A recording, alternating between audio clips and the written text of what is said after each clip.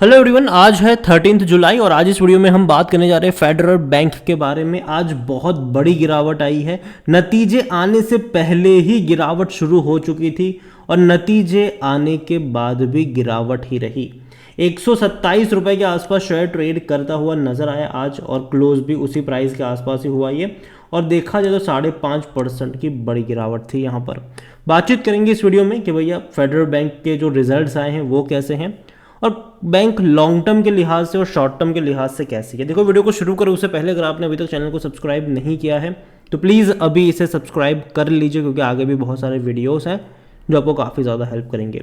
तो federal bank 127 रुपये का शेयर है और आज 5.5% की बड़ी गिरावट आई। एक महीने में 2% की तेज़ी। देखो, तेज़ी दिखाने की बड़ी कोशिश थी इसकी और बहुत कम वक्त में बहुत बड़ी रफ्तारी पकड़ी। 121 से 135 पे गया, लेकिन आज के दिन में एक बड़ा करेक्शन आ गया और अब धीरे धीरे वापस वहीं पर जाने की कोशिश कर रहा है जहां से शुरू हुआ था।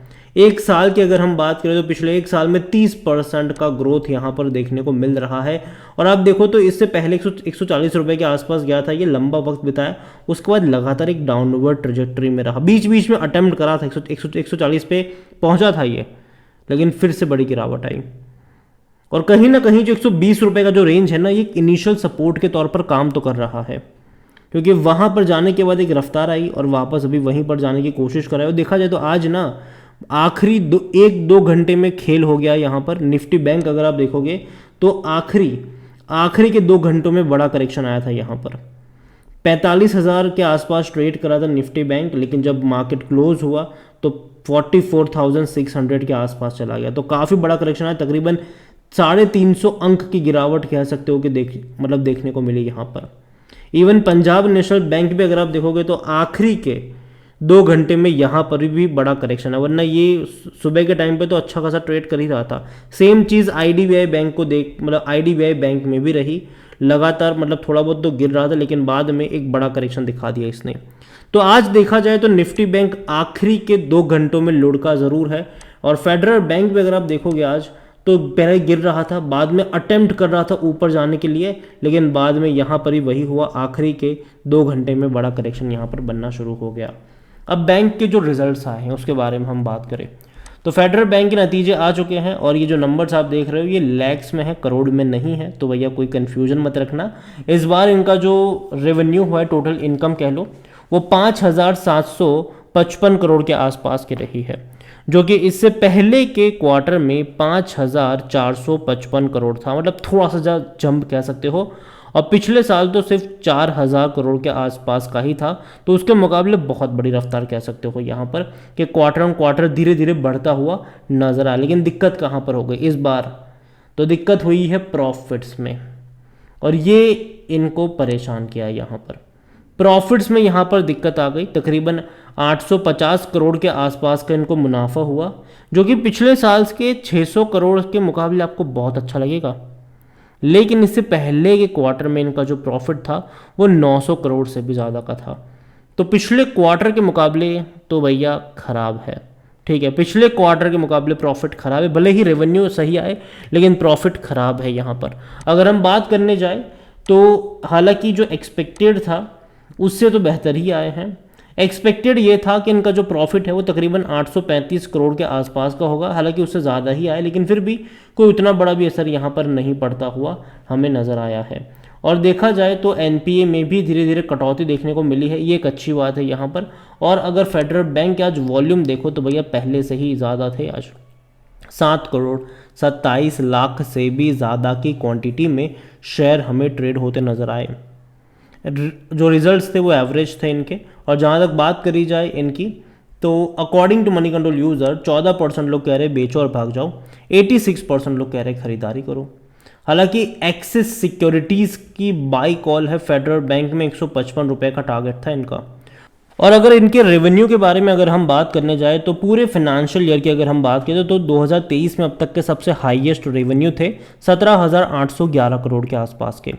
और प्रॉफिट भी अगर आप देखोगे तो वो भी सबसे ज़्यादा था, 3,175 करोड़ के आसपास का मुनाफा था, जो कि अच्छा प्रॉफिट था ये। वरना इससे पहले भी देखो ये बढ़ तो रहे थे, ठीक है, लेकिन एक बहुत बड़ी तेज़ी इसने 2023 फाइनेंशियल ईयर में दिखाई थी, क्योंकि देखो डिमांड बढ़ रही थी, ठीक है।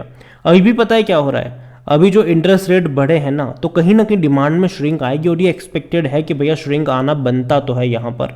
और यही वजह है कि मार्च क्वार्टर के नतीजे अच्छे आए, लेकिन जून से एक्सपेक्टेशन थोड़ी सी कम ही थी, और वही देखने को मिला। अगर आप मार्च से कंपेयर करोगे तो आपको नतीजे जो है वो उतने अट्रैक्टिव नज़र नहीं आएंगे। और जून में अगर आप देख रहे हो तो वही है, प्रॉफिट में आपको डिक्लाइन देखने को मिला ज़रूर है।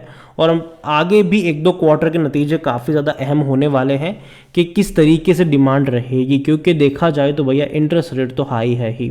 हालांकि और ज़्यादा बढ़ने के चांसेस तो नहीं, लेकिन अगर मान लो कि कल को इंटरेस्ट रेट अगर कम करते हैं तो वापस से डिमांड भी आ जाएगी।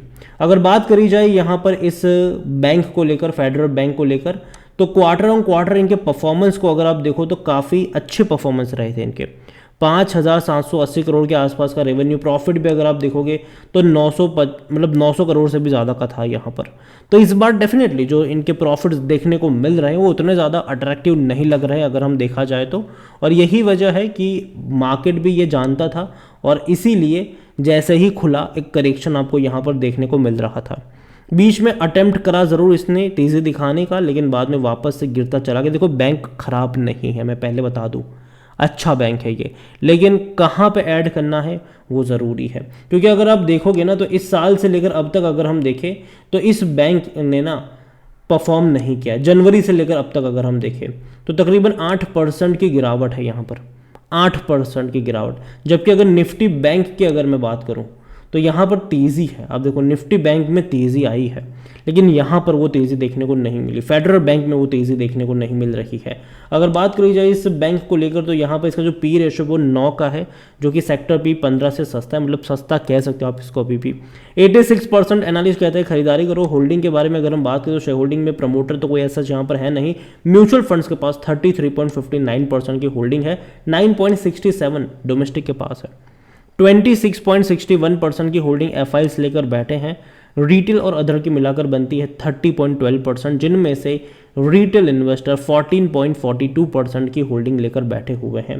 देखिए ओवरऑल मुझे फेडरल बैंक पसंद आता है, लेकिन मैंने पहले भी कहा था कि मैं अभी भी मुझे लगता है कि शॉर्ट टर्म के लिए ये अटकने वाला है, लंबा अटकेगा। जब भी 130 रुपये ये ऊपर निकला था, मैंने कई बार वीडियो बनाकर कहा था कि देखो 140 रुपये का जो लेवल है वो एक रेजिस्टेंस के तौर पर काम कर रहा है अभी इसके लिए, जो इसको नीचे की तरफ फेंक दे रहा है। और 120 रुपये का जो लेवल है वो एक सपोर्ट के तौर पर काम कर रहा है, जो इसको ऊपर की तरफ धकेले जा रहा है। तो ये अभी अटका है इस रेंज में, और मुझे लगता है कि शायद अभी ये थोड़ा सा और करेक्शन दिखाएगा, लेकिन 110 से 120 रुपये का जो लेवल है वो एक सपोर्ट के तौर पर यहाँ पर काम करना चाहिए, और वहाँ से दोबारा से आपको बाइंग लौटती हुई भी नज़र आ सकती है। और देखो यार धीरे धीरे ना मैं मानता हूँ जो स्मार्ट बैंकिंग है, जो नियो बैंकिंग जो हम कह रहे हैं ना, उसका चलन बढ़ने वाला है, और यहाँ पर ये बैंक उसमें भी आगे है। तो अच्छा तो है, लेकिन बड़ा लंबा टाइम ले रहा है, और मुझे लगता है कि अभी भी थोड़ा ये अटकने वाला है इसी रेंज में। तो जब तक खरीदारी की बात है, मुझे लगता है कि अगर 110 120 रुपये के बीच में अगर आपको मिलता है ये, तो वहाँ पर आपको बाइंग के मौके ढूंढने चाहिए। और जब भी 130 से 140 के रेंज में जाएगा, एक प्रॉफिट टेकिंग आपको देखने को मिल सकती है। ये मेरा ओपिनियन है। नतीजे जो आए हैं वो ठीक ठाक है, एवरेज है, उतने ज़्यादा एक्साइटिंग नहीं है, जिसके चलते आपको यहाँ पर करेक्शन देखने को मिल रहे हैं। इसके अलावा अगर हम बात करें बैंकिंग सेक्टर की, तो पंजाब नेशनल बैंक में काफ़ी बड़ी गिरावट आई है आज, और आईडीबीआई बैंक में भी है। और अगर आप चाहते हैं कि मैं इनके ऊपर भी एक डिटेल वीडियो बनाऊं, तो कमेंट में जिस किसी बैंक के ऊपर आप चाहते हैं कि मैं वीडियो बनाऊं उसका नाम लिखे। अगर ज़्यादा कमेंट आएगी तो अगले वीडियो में उसके बारे में भी हम बात करेंगे। वीडियो को यहीं पे एंड करूँगा। पसंद आया हो तो लाइक करो, शेयर करो। चैनल अगर पहले बार हैं तो प्लीज़ सब्सक्राइब करें। और फेडरल बैंक के बारे में क्या सोचते हैं वो भी आप मुझे कमेंट में लिख कर बता सकते हैं। Thank you.